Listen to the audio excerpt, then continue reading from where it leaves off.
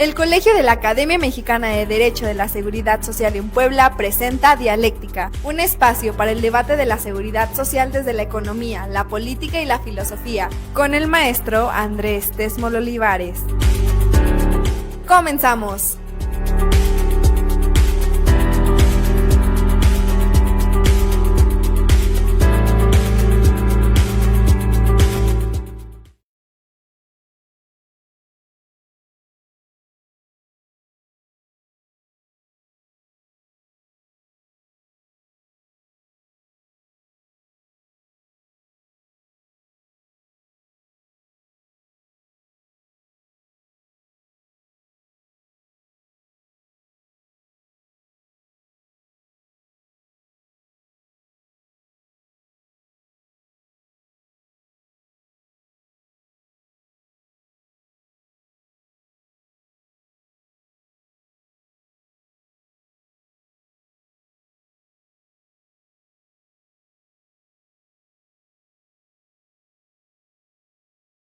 La forma que tú tienes de ser, de pensar, de actuar, ¿verdad? Todo siempre acorde. Y por ese motivo es que acepté la invitación que me formulaste, estimado Andrés. Gracias, doctor. Los halagos me sobran para usted, me faltan. Más bien, las palabras me faltan para expresar mi felicidad y mi gratitud que tengo desde que usted me formó como maestro y ahora con su presencia estoy Lo cual te más que agradezco. agradecido. Lo cual te agradezco y de manera infinita, estimado Andrés, contar con la amistad no solamente tuya, sino de muchos amigos, de veras es grato, es un tesoro. Bien se dice que la amistad es un tesoro y hombre, a mí me da gusto el que me sigas considerando como tu amigo y desde luego por ese motivo acepté la invitación de estar contigo. Gracias, doctor. Pues en la charla de hoy vamos a iniciar con los elementos de interpretación del derecho de seguridad social, para lo cual vamos a iniciar con la filosofía de la seguridad social, sus antecedentes y poco a poco vamos a ir llegando a la seguridad social como la conocemos actualmente. Desde luego, para esto necesitamos las herramientas que les vamos a proporcionar en este caso. Empezamos con la dialéctica, que es de Karl Marx. Karl Marx lo expone junto con Friedrich Engels en sus obras principales, desde el Capital, el Manifiesto Comunista, y también tiene obras, y todas las obras posteriores también. Friedrich Engels tiene sus propias obras, el Anti-Nuri, cierto, sí. y tiene la crítica de la vivienda, la cuestión sobre la crítica de la vivienda y sobre la situación de la clase obrera en Inglaterra. Todas estas son herramientas poderosísimas que nos van a dar un antecedente histórico de cómo surge la seguridad social y sobre todo en este momento que es tan tensa la relación entre países y sobre todo de que se están formando bloques globalistas contra nacionalistas y cómo todo esto no tiene que ver tanto con izquierda o con derecha, sino son formas de administrar el Estado. Entonces, y desde luego el Estado administra la seguridad social y aquí es lo que importa.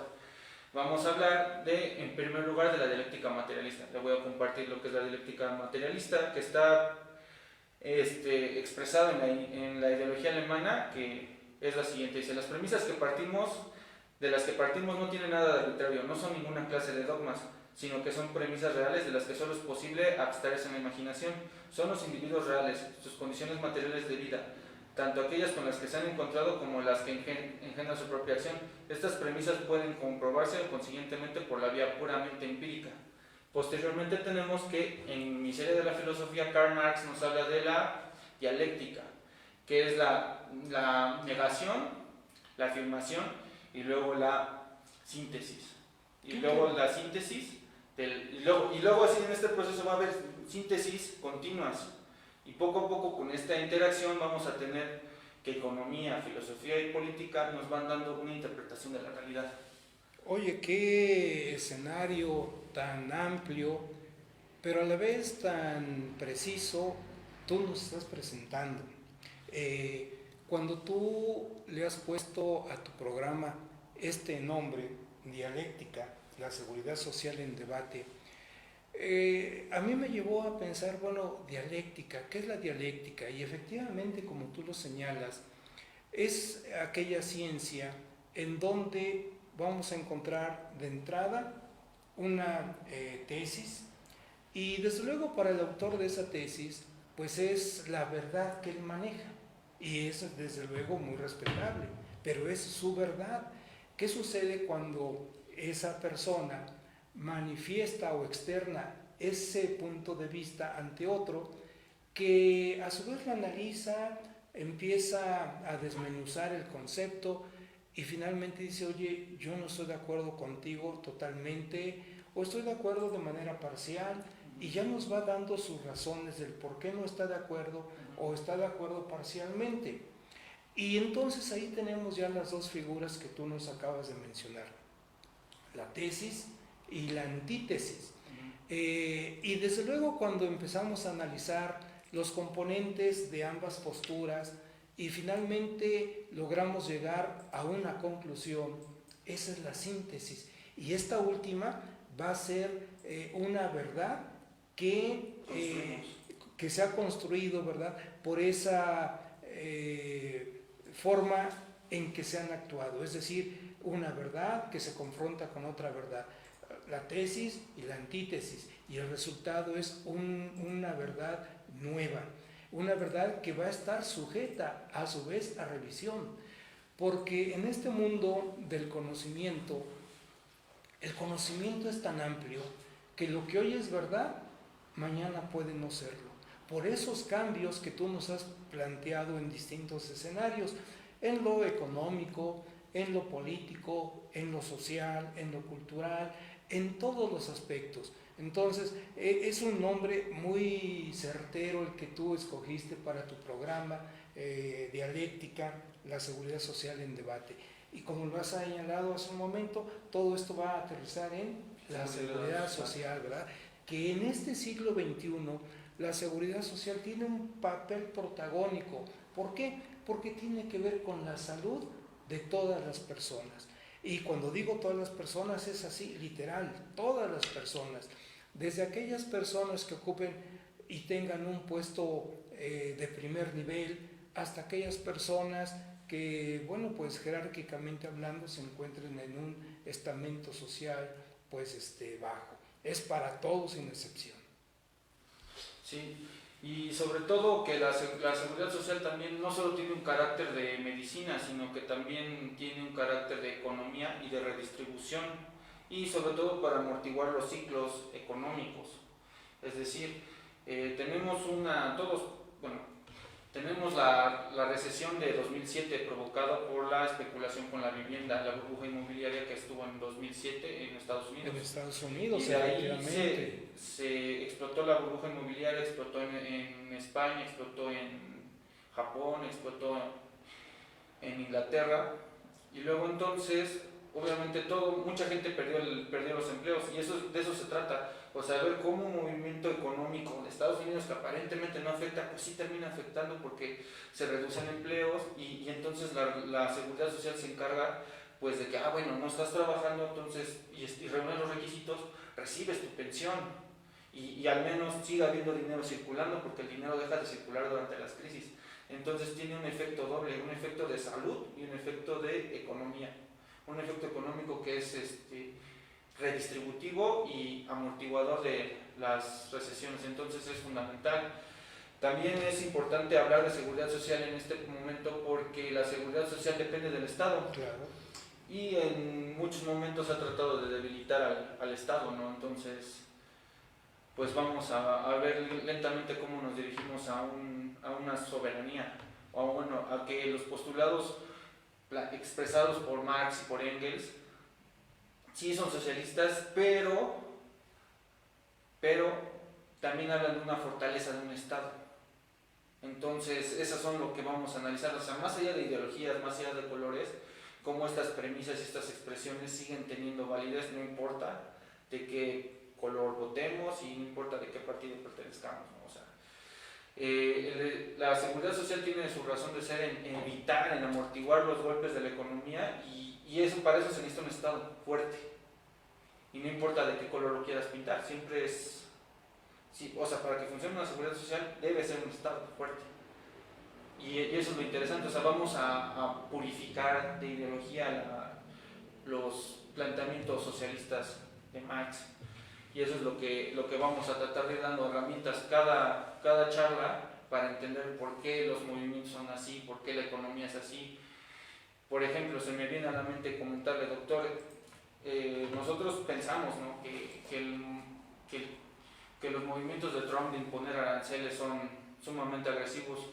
Sí, pero antes también había ley de sustitución de importaciones, antes los mercados estaban cerrados, o sea, no son nuevos, estas acometidas no son nuevas en este momento, pero históricamente había restricción a la importación, entonces no es como que México no pudiera sobrevivir a eso, o sea, eso es lo primero, ¿no? O sea, entendiendo que en economía, que, o sea, sí se van a perder empleos, pero se van a generar otros, entonces eso es lo interesante de la economía, entenderla y no dejarnos llevar por la idea de que, no, Trump va a poner aranceles, o sea, sí lo va a hacer, pero no va a ser el fin de México.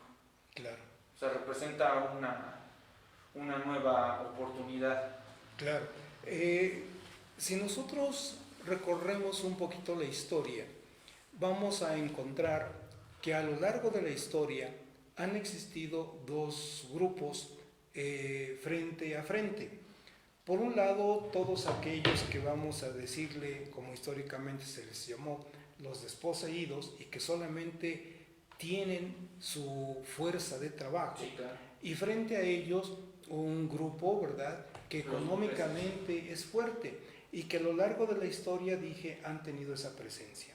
Si hablamos, voy a pensar así de manera muy rápida, desde los egipcios, bueno, encontramos allí un sistema esclavista, Sí, claro. donde los esclavistas pues son los dueños de la riqueza y los esclavos son los dueños de la fuerza de trabajo, que los primeros van a utilizar en la construcción de los grandes monumentos, ¿verdad?, que han quedado para la historia. Y aquí entra el primer concepto que vengo a compartirles, que es el de las clases sociales expresados por Marx y Engels en el Manifiesto Comunista, que hablan de la clase burguesa y la proletaria, y que la lucha de clases se ha venido produciendo desde los inicios de la historia, y ponen la referencia de Roma, de la época romana. Efectivamente. Los patricios contra los plebeyos. La lucha de esas clases produjo la creación de la ley de las 12 tablas. Los plebeyos abandonan Roma porque no están siendo reconocidos como sujetos de derecho, y entonces presionan a los patricios, que se quedan sin fuerza de trabajo. Exacto, sí. Y a concederles derechos, y poco a poco, incluso en las crónicas de Tito Livio, de la República de Tito Livio, los debates legislativos, todos lucha de clases, en la que poco a poco los plebeyos van obteniendo el tribuno de la plebe, van obteniendo escaños en el Senado, van obteniendo magistraturas, y todo es a base de la lucha de clases. Posteriormente, bueno, y toda esta lucha de clases es la que Marx y Engels en el Manifiesto Comunista dicen que es la lucha de clases, y es el motor de la historia, es lo que ha producido los cambios, y ellos auguran un cambio en 1848, que crean el manifiesto para unificar a la clase trabajadora, para impulsar el movimiento socialista y obtener, pero ¿cuál es y ya entrando en materia de seguridad social, ¿cuál es la inquietud? ¿Cuál es el común denominador? Pues los despidos masivos y las mutilaciones que sufren los trabajadores, y eso están narrados aquí en el Capital. En el Capital, Marx señala que en las minas de carbón únicamente se construía un túnel, y eso es abril de 1829, solo se construía un túnel de entrada, sin uno de salida ni uno de emergencia, y estaban soportados por palos y todo eso, ¿no? Y por cosas muy precarias, y obviamente los derrumbes se producían, y eso es de 1929 y sigue ocurriendo, ¿no? Basta de Es cierto, o sea, sí. tiene plena vigencia el Capital. Exactamente. Y qué bueno que lo ves desde ese punto de vista, estimado Andrés, porque esto nos va a permitir, tal como tú lo señalas, y ahora se lo comentamos a nuestros amigos del auditorio, a quienes por cierto invitamos a que a través del chat o bien a través del micrófono abierto, ¿verdad?, puedan participar con alguna pregunta, alguna inquietud. Decía entonces que si hacemos el recorrido histórico al que tú nos has llevado, no solamente hablábamos de Egipto, Grecia, Roma, ahí está reproduciéndose el sistema de explotación vía la esclavitud, y decíamos, los esclavistas son los dueños de la riqueza, los trabajadores, o sea, los esclavos, pues no tenían ningún derecho. Y si eso lo llevamos a la Edad Media, sigue ocurriendo. Y si llegamos a la primera revolución social del mundo, que fue la Revolución Francesa, sigue ocurriendo esa explotación. Y si aterrizamos en la primera revolución industrial, sigue habiendo esa explotación. Y ya en esa primera revolución industrial y en el lapso de la segunda, es donde Carlos Marx, ¿verdad?, hace precisamente este acto de concientización de la lucha de clases, y donde los trabajadores pues son explotados y están sujetos a una serie de pues de infortunios en el trabajo que desarrollan. Tú hablabas de las minas, porque efectivamente si una mina pues, colapsaba, ¿cuántas personas morían? Probablemente muy pocas o ninguna podría salir, tal como ocurre, ¿verdad?, en los casos recientes que tú mencionas de Pasta de Conchos y otros más que han ocurrido. Ajá. Pero a lo que quiero llegar es que allí vemos cómo los dueños de la fuerza de trabajo, que son los trabajadores, pues han estado sometidos a sufrir merma en su salud física, en su salud mental. Exactamente. Y cuando ocurre esta aparición del socialismo con los autores que has mencionado, bueno, pues ya se hace ver que los trabajadores deben tomar conciencia para enfrentar esta situación, y poco a poco esa conciencia y los movimientos que se llevaron a cabo van a permitir que se vaya creando lentamente un marco jurídico que finalmente aterriza en la seguridad social que hoy tenemos. Eso es grato, eso es magnífico, porque nos has llevado de la mano en ese recorrido histórico tan breve, pero tan fundamental para localizar las causas del por qué surge la seguridad social. Ajá, justamente, doctor, porque ya es donde entra el factor económico, porque obviamente, o sea, los capitalistas ingleses escatimaban los gastos más básicos y más necesarios, y aquí viene la otra relación con la seguridad social, con la seguridad de higiene, o sea, la prevención, sí, y el paliativo, que es la seguridad social. O sea, no querían gastar en prevención, en seguridad, y eso producía a su vez daños.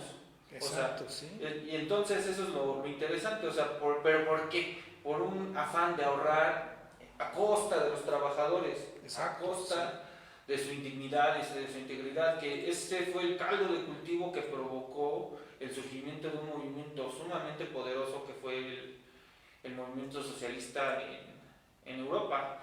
Tan es así que inicia en Francia es derrotado ese movimiento en la guerra en la 1848-1850.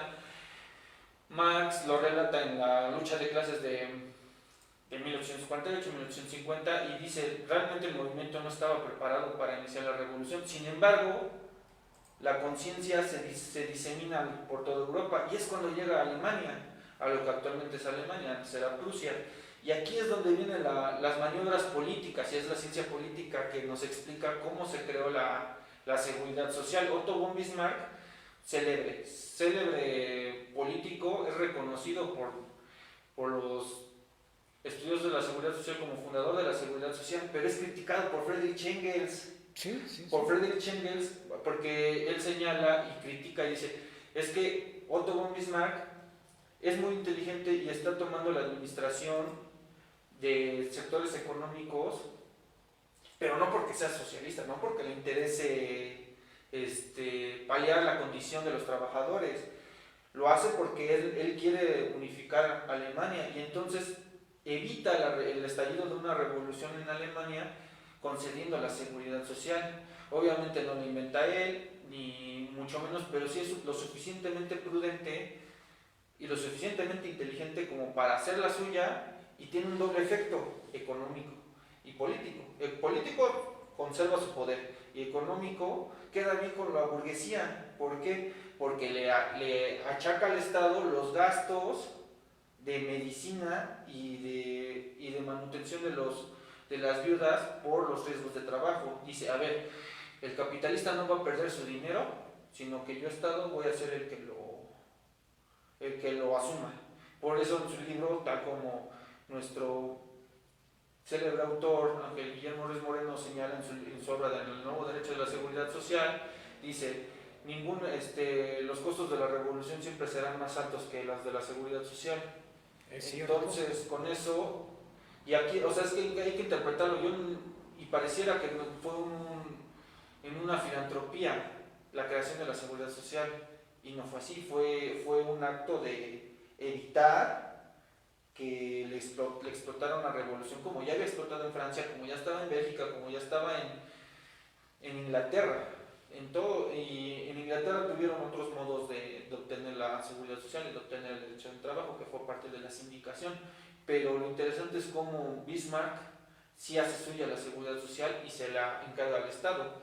Y Engels lo critica porque dice, bueno, al final de cuentas que el Estado asuma los costos no significa que sea socialista, simplemente es inteligente. ¿Por qué? Porque y Engels habla ya de la rectoría económica del Estado y una especie de, como ahorita lo llamarían, soberanía, en la que el Estado es el que dirige la economía y parte de esa dirección es la seguridad social. Y no por eso estamos hablando de que nos vamos a volver socialistas todos, simplemente es un acto de Estado, de inteligencia política, asumir el costo de la seguridad social, asumir rectoría de ciertos sectores, y no por eso es socialismo. Y eso es lo que necesitamos ver. Por eso las banderas, incluso el doctor Alfredo Jalife Ramen lo señala, dice, ya la izquierda y la derecha ya es anacrónico, porque ahora es globalistas contra soberanistas. Y entonces, ¿pero por qué? Porque el soberanista va a intentar mantener una estabilidad económica, para lo cual sabe que el Estado debe intervenir. Y esto es seguridad social. Nos has llevado ahora con este diálogo que estás llevando a cabo al surgimiento de esta materia, la seguridad social. Efectivamente, decíamos que producto de esa primera revolución industrial, donde los trabajadores pues se ven obligados a trabajar 12 horas al día, números redondos, pero además trabajan en ese momento mujeres y también niños.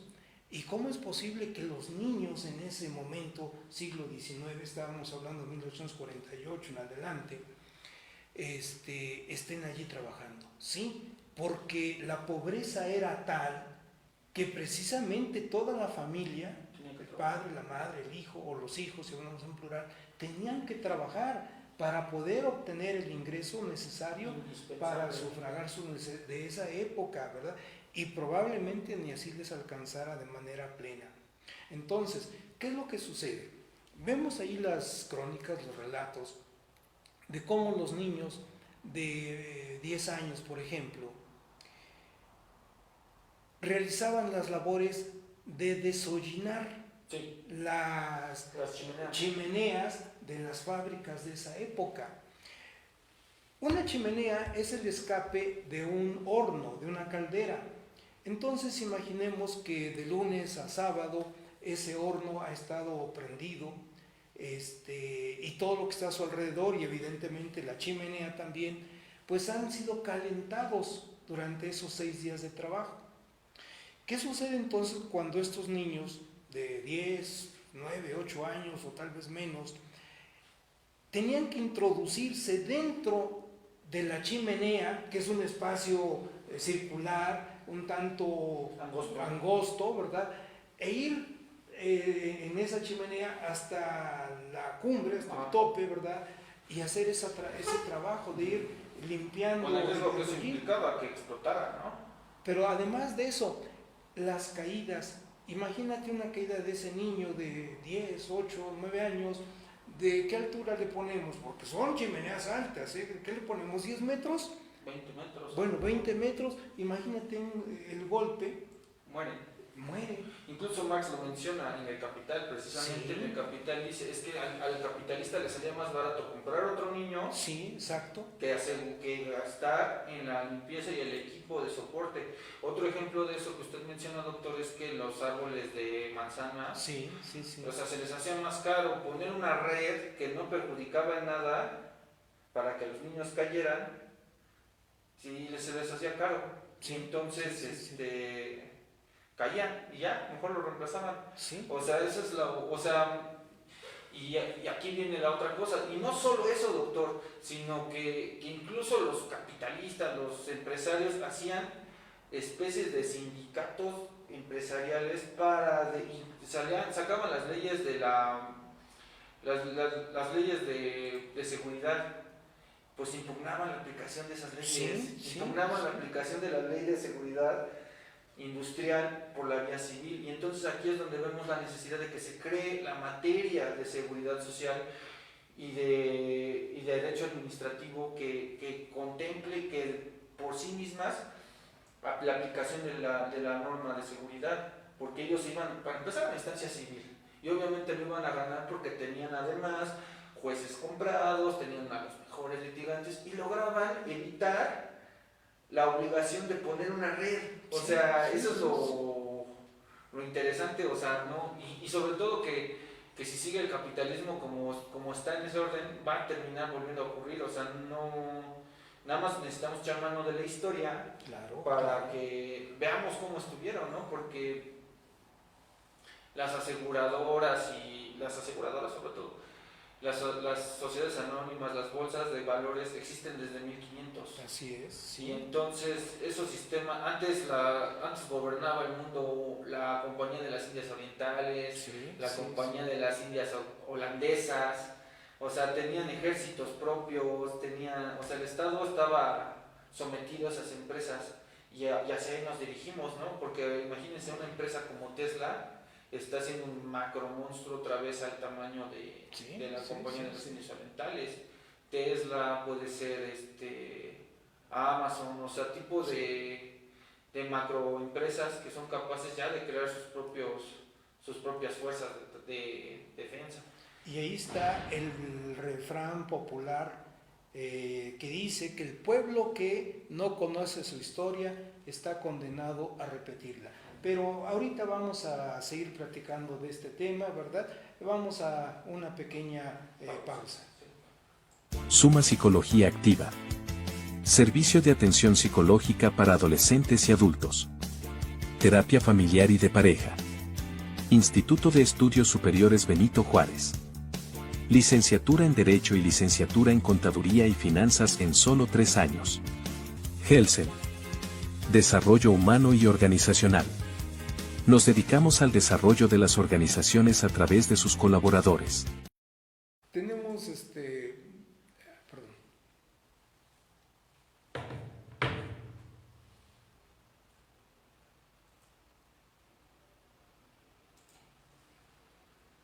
Ok, nos quedamos en la existencia de los enormes capitales y de las enormes corporaciones. Por eso nace el derecho mercantil, porque el derecho mercantil, en la universidad nos lo explican como el derecho de los mercaderes. Pensamos en mercaderes como los señores del Mercado Hidalgo y de los ambulantes, ¿no? O sea, eran tremendos mercaderes que constituían sus acuerdos por encima de los estados, y los estados poco a poco fueron interviniendo. La lex mercatoria es eso, es un acuerdo jurídico superestatal. O sea, yo creo que nos hace falta mucha dialéctica en la universidad, En todos lados, sí. porque o sea, nos mencionan, es que la lex mercatoria era una ley mercantil entre mercantes. Oye, no, pero ¿qué tamaño de mercantes eran que estaban por encima de los estados? Claro, y bueno, en este caso, ¿verdad?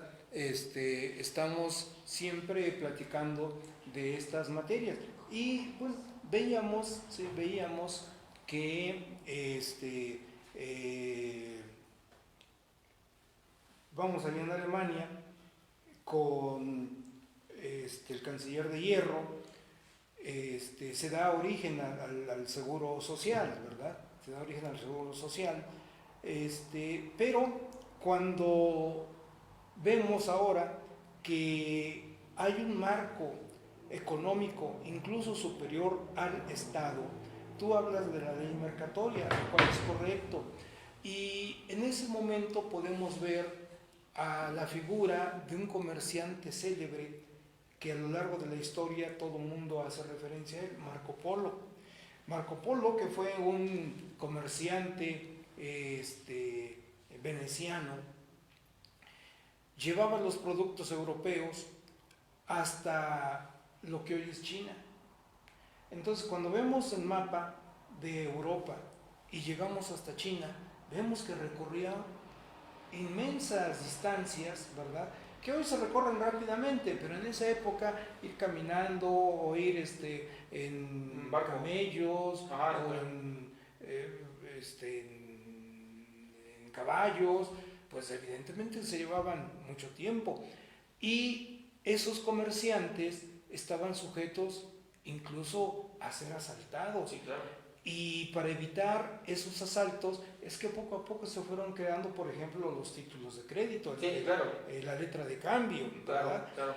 Entonces, todo esto, que es el aspecto económico, nos permite apreciar el hecho de que el origen de la seguridad social está bombardeado no solamente por el trabajo en las empresas, en las minas, en las factorías que hemos referido, sino que también va a tener relación con el aspecto económico por el comercio que se hizo y se sigue haciendo a lo largo de la historia. Sí, claro. Y ahora que has hablado de estas gigantescas empresas de este siglo XXI como Tesla, bueno, nos has permitido ver cómo los eventos que ocurrieron hace siglos se están reproduciendo. Y cuidado, por eso decíamos el dicho popular de que pueblo que no conoce su historia está condenado a repetirla. Y cuidado, esto puede pasar. Si la población no tenemos la idea o la cultura o la información, si así lo queremos decir, de los eventos anteriores, tomamos lo que hoy sucede como lo más normal del mundo, como algo nuevo, cuando no es así. Sí, claro. Esto ha ocurrido ya en los siglos pasados y hoy lo estamos volviendo a ver. Sí. Y eso nos debe llamar a la reflexión, estimado Andrés. Sí, o sea, y aquí es donde entra la política. ¿Cómo, en qué momento tomaron el control los empresarios de Estados Unidos? O sea, tendríamos que ponernos a reflexionar. El país más poderoso del mundo, otrora el más poderoso del mundo, el doctor Alfredo Jalife menciona que ya, o expresa que ya se está haciendo un mundo multipolar, que ya China y Rusia ya están ganando los polos de poder. Sí. Pero estamos hablando ya no de socialismo, no de izquierda y derecha, sino de soberanistas contra globalistas. Soberanistas, ¿por qué? Porque Rusia se funda, la Rusia actual, que se funda pues a partir de la revolución, la revolución gloriosa de octubre del 17, que se establece con los principios del socialismo, de la dictadura del proletariado, y China también. China se impulsa con los postulados socialistas y empiezan a aprovechar su fuerza de trabajo y su fortaleza estatal para competir contra el globalista que es Estados Unidos. Sí, y hacer un polo de poder opuesto. De hecho, pues si podemos, pues vamos también a pasar por la Segunda Guerra Mundial, ¿no? Claro. Tendríamos que entrar como... Porque la historia nos narra que fueron los norteamericanos cuando fueron los rusos los que lograron tomar la mayoría de los puestos alemanes pero aquí tenemos que partir de otra premisa. Ninguno de ellos es completamente un hermano de la caridad, ¿no? O sea, ninguno de ellos es un samaritano, un filántropo, sino que todos ellos se impulsaron o empezaron a hacer los movimientos a partir de intereses, ¿no? Entonces, todos estos movimientos, ¿qué tienen que ver? Vamos a retomar, vamos a recapitular, ¿qué tiene que ver con la seguridad social? Pues bueno, que la seguridad social, por definición, es a cargo del Estado. Y entonces, ¿y de qué estamos hablando? De estados. Entonces, pues vamos a hablar de empresas que absorben estados y de estados que absorben empresas. Y eso es lo interesante, porque Rusia pues tiene una industria estatal y le permite crecer con la seguridad social, con el trabajo, con los valores de la seguridad social y el trabajo, y les permite hacerle un freno de poder a los Estados Unidos, que son los capitales más grandes, con un Estado, controlando un Estado. Y es evidente, porque ¿de qué otra forma se puede explicar que Elon Musk tenga tanta influencia en el gabinete actual? Lo logró pues porque impulsó la campaña de Donald Trump, ¿no? Entonces, todo ese tipo de cosas ¿hasta qué estamos viendo? Pues que estamos viendo que todos los hilos se entrelazan en una dialéctica. Exacto, sí. Una dialéctica, la economía, la política, la historia y la filosofía. Y la filosofía es la que nos da las herramientas para entenderlo. Por eso empezamos con las clases sociales, y luego con la lucha de clases.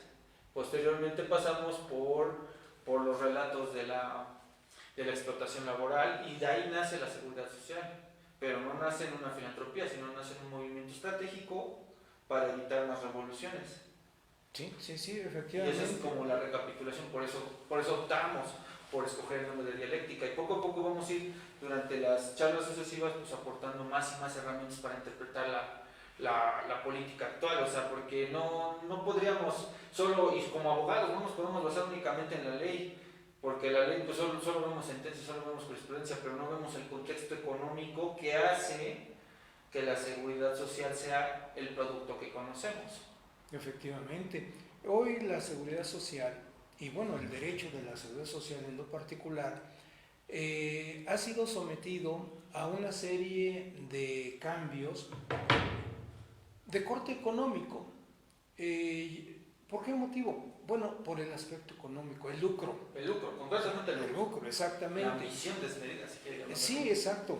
Cualquiera de los nombres es apropiado. ¿Y de quién es el que busca ese lucro? ¿Quién lo obtiene? Pues evidentemente que los grandes capitales. Nosotros simplemente hablamos, ejemplo, de Afores, ¿sí? Pero ¿qué es un Afore? ¿Quién está atrás del Afore? Un banco. Exacto. Transnacional. Y ese banco, ¿a quién tiene como accionistas? Y cuando vemos quiénes son los accionistas, nos damos cuenta que es la gente que tiene todo el dinero del mundo. Entonces, ¿eso a qué nos lleva? A darnos cuenta que el capital maniobra de tal forma, de tal manera, que sigue explotando a los trabajadores. Sí, desde luego, doctor. Ese apunte de la Afore es valioso, muy valioso. ¿Por qué? Porque ahora vamos a pasar por la crítica de Gotha, que habla de que se debe crear en el plan comunista, vamos a decirlo así. Marx dice, a ver, ¿cómo va a funcionar nuestro Estado comunista? Pues de la producción vamos a obtener un ahorro para los desafortunados, para los que sufren el accidente de trabajo, los vamos a sustentar de la ganancia, de la tasa de ganancia. Sí. Común, pues comunista. Pero bueno, dejemos de lado la palabra comunismo, simplemente es una forma de administrar. Exacto, vamos sí. a llamarlo así. Y nace el Fondo de Ahorro Solidario. El Fondo de Ahorro Solidario es lo que teníamos con la ley del 73 y que se acaba en 1997, porque ven demasiado dinero ahí parado y dicen, pues presta, véngase para acá porque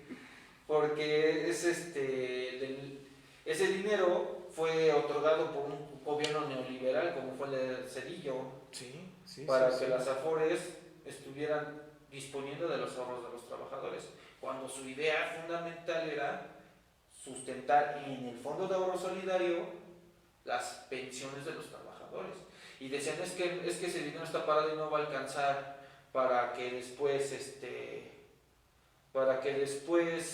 se pueda financiar la seguridad social de los trabajadores futuros.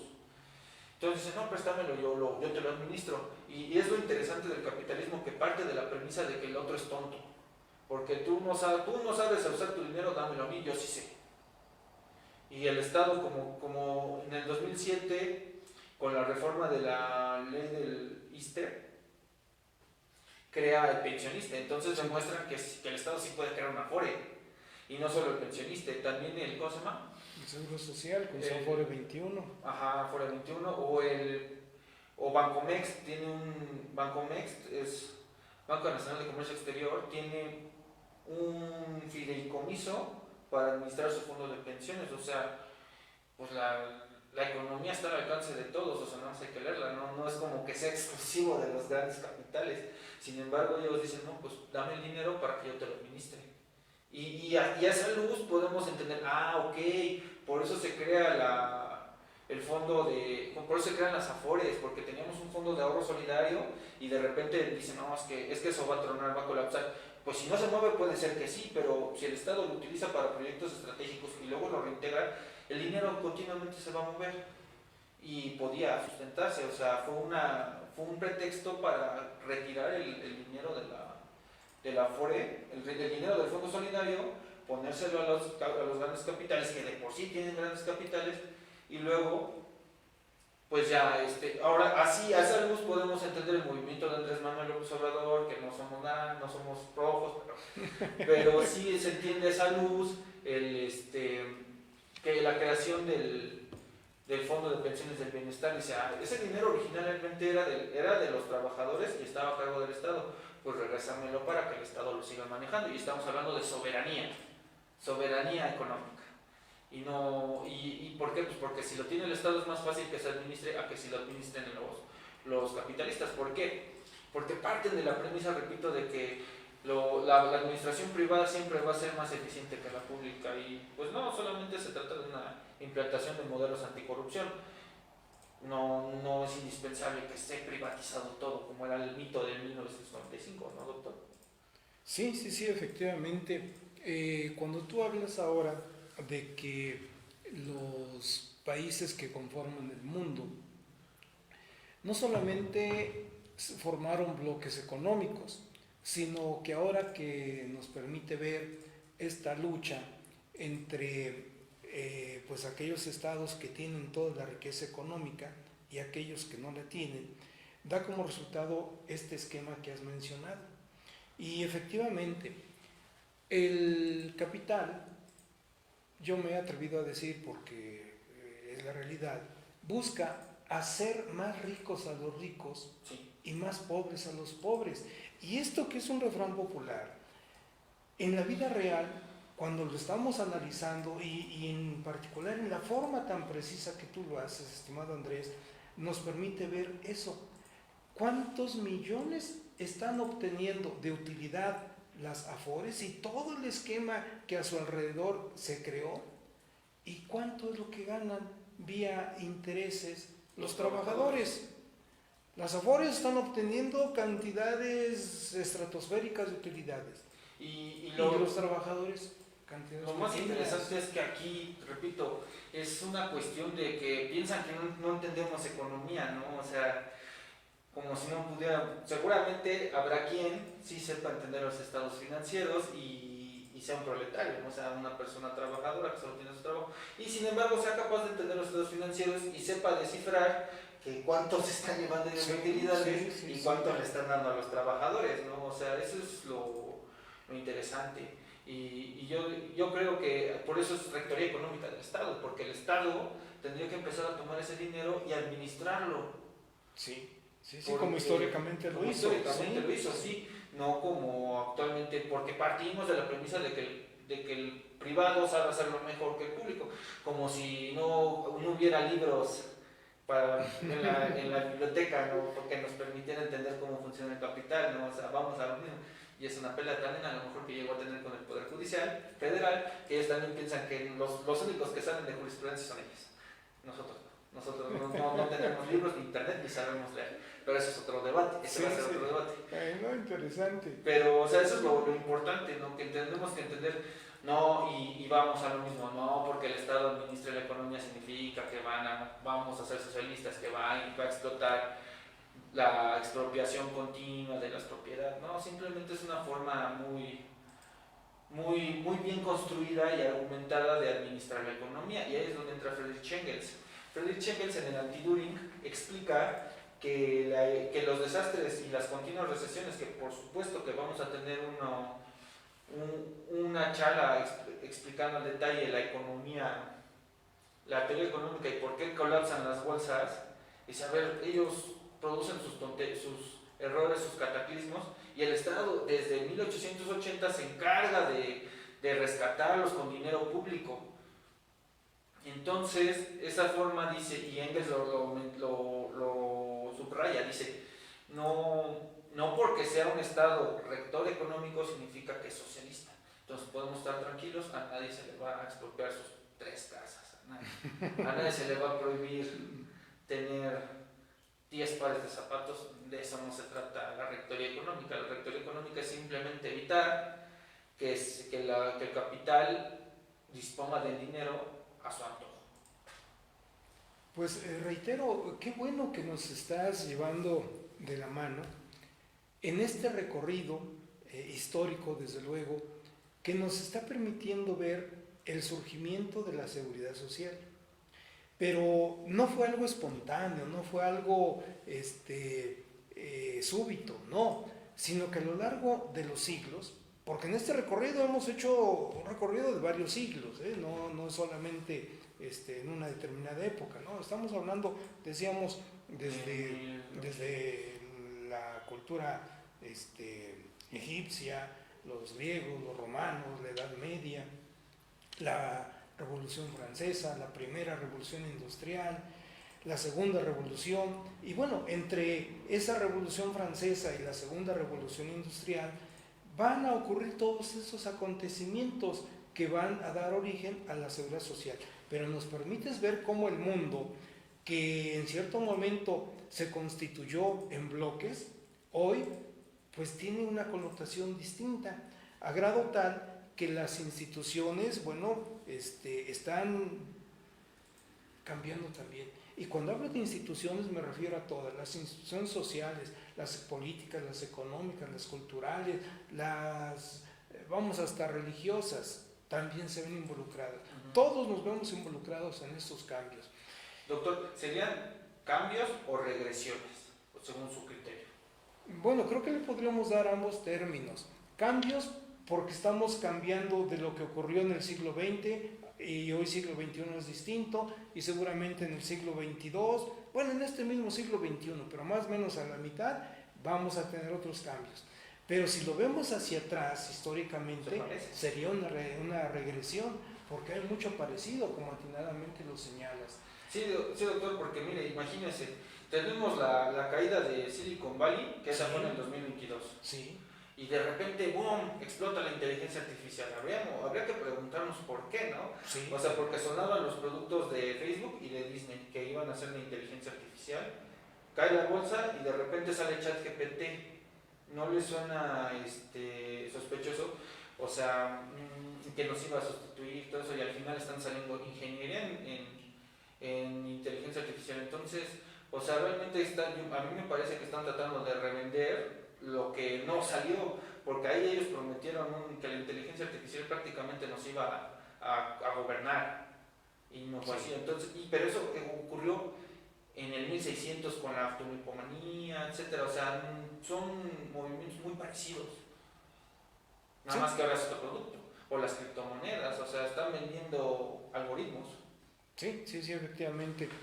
Por eso señalo, ¿verdad?, que si lo vemos hacia adelante, bueno, podríamos hablar de ese avance, pero si vemos hacia atrás y encontramos los parecidos que ocurrieron en cada época, podríamos estar hablando de una regresión. Claro, no en las mismas condiciones, no, las condiciones van a ser diferentes, eso es evidente, ¿no?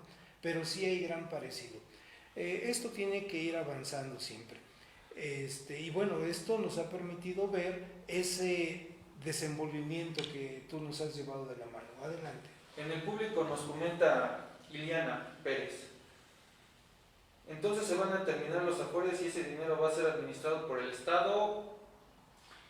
Si sigue la tendencia como va, de que cada vez se está tomando una rectoría económica el Estado, en unos 20 años pudiera ser. Pero ahorita está poco a poco. Recordemos que la política y otro postulado de Marx, ¿no? O sea, cada momento momento histórico es consecuencia de sus condiciones históricas y Claro, materiales, sí. de su contexto. Entonces, suena muy arriesgado que se vayan a eliminar las afores. Yo creo que van a coexistir, porque ahorita, o sea, recordemos que tenemos al tío Sam a un lado, ¿no? Entonces veo difícil que se eliminen a las afores, sobre todo por nuestra configuración geopolítica. Estamos a un lado de Estados Unidos, o sea, realmente... Sí. O sea, y eso incluso Friedrich Engels lo mencionaba en un prólogo del Manifiesto Comunista. Cada quien tiene que aplicar las líneas maestras del manifiesto a sus condiciones. Yo creo que hasta este momento es lo máximo que se puede hacer. Quitarle las afores de los de 70 años en adelante, que las administra el Estado, y dejarle las afores de los 20 a los 69 años a los afores. Es lo más que se ha podido hacer y es lo más que veo que se puede hacer hasta este momento, salvo que siga avanzando el soberanismo en México, pero eso va en algún momento a generar una incomodidad en Estados Unidos que va a forzar alguna intervención. Dudo que eso pase, entonces, dudo que se logre regresar al esquema original. Estamos en un estatus equilibrado, eso es lo que yo veo. No veo que vayan a desaparecer los afores, yo creo que va a coexistir el Fondo de Pensiones de Bienestar con las afores, como están. José Luis García, tristemente podemos ver en estos años modernos sigue la explotación de los niños en varias actividades no agradables, desde luego. El mundo ha girado sobre dos ejes, político y económico, desde luego que sí, y eso es lo que estamos observando. Gracias a todos por sus comentarios. Johnny Hernández, gran tema de conversación y gran interés. Saludos al doctor García Flores. Gracias, Johnny. Y María Ofelia Waldo Ávila, interesante tema. Entonces podemos proseguir, doctor. Claro que Perdón, sí, qué bueno. De veras es grato escuchar los comentarios que tú has dado lectura de nuestros amigos del auditorio. Recordemos que el Colegio de la Academia Mexicana de Derecho de la Seguridad Social en Puebla se caracteriza por generar y divulgar conocimientos, en este caso específico de la seguridad social, ¿sí? El derecho de la seguridad social. Con toda la evolución que ha tenido desde su origen, tal como lo hemos podido ya localizar en este diálogo con nuestro amigo, el maestro Andrés Tesmo Olivares, sino en este siglo XXI, donde los cambios que se están suscitando en el ámbito tecnológico y que han dado origen a la Cuarta Revolución, están repercutiendo directa o indirectamente en el tema de los ahorros de los trabajadores, de las afores, ¿sí? Pero todo esto que estamos aquí manifestando, ¿verdad? Claro, está sujeto a revisión, porque lo que nosotros digamos no es la verdad absoluta, no.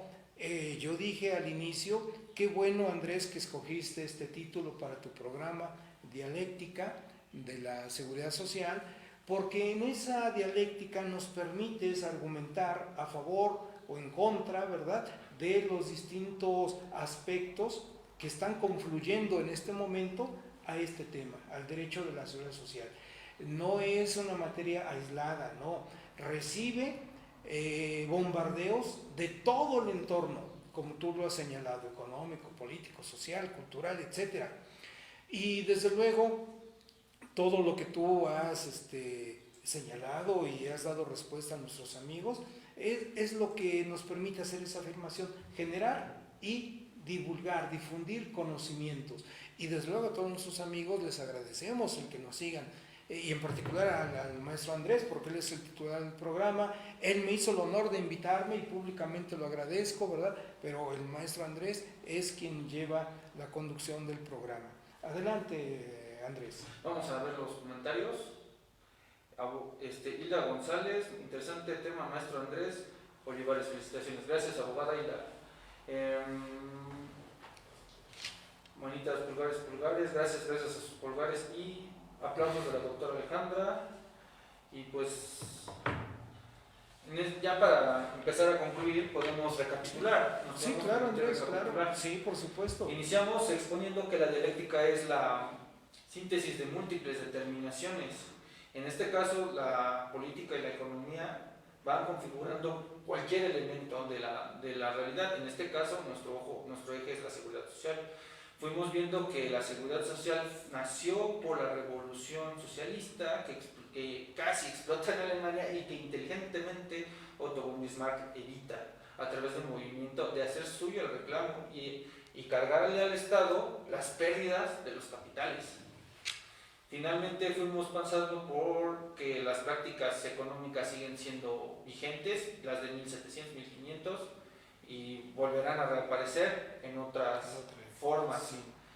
Entonces eso es lo que tenemos hasta este momento. También tenemos que la rectoría económica no implica socialismo, entonces no, y que el socialismo sí es fundamento, pero el tiempo va avanzando y se van formando bloques soberanistas y globalistas. Entonces ya la izquierda y la derecha como que ya no tienen tanta razón de ser. Finalmente también tenemos que partir de la premisa de que ninguno de los gobernantes son filántropos, entonces todos tienen intereses de algún otro modo y que benefician a uno u otro, y sobre todo que en economía, en movimientos económicos, siempre cualquier movimiento van a ser perjudicados a la clase trabajadora, o sea, no, porque el primer gasto a recortar es el salario, entonces hay que tenerlo en cuenta, no nos va a beneficiar. No nos beneficiaba el Tratado de Libre Comercio y no nos va a perjudicar, pero sí nos va a perjudicar los aranceles, eso es lo interesante. O sea, yo no conozco a alguien así, clase trabajadora, que se vea beneficiado por el Tratado de Libre Comercio. Sí conozco perjudicados por el Tratado de Libre Comercio, como también conozco perjudicados por la sustitución de importaciones y beneficiados por la sustitución de importaciones. Entonces tenemos que partir de ese materialismo, que son las condiciones reales de las personas y que configuran su realidad, las condiciones materiales. Claro que sí. Pues de veras qué bueno que llevas a cabo esta actividad, estimado Andrés. Bienvenido. Y bueno, tú has visto ya que los amigos que están atentos a las actividades del Colegio de la Academia de la Seguridad Social en Puebla, pues están ávidos de seguir escuchándote en estos comentarios. Públicamente yo agradezco la invitación que me formulaste y aquí estaré las veces que me vuelvas a invitar, estimado Andrés. Gracias, doctor, es un honor. Siempre el inicio, bueno, más bien es un honor que usted me haya invitado, me haya hecho el favor de acompañarme en el inicio, porque usted es un profesor que marcó mi forma de aprender en la maestría, y le agradezco que haya iniciado conmigo esto. Gracias, doctor. No, gracias a ti, Andrés, ¿verdad?, por esta invitación. Buenas tardes a todos y provecho. Buenas tardes. Ha sido un placer compartir este programa con ustedes. Nos escuchamos en el próximo. Hasta luego.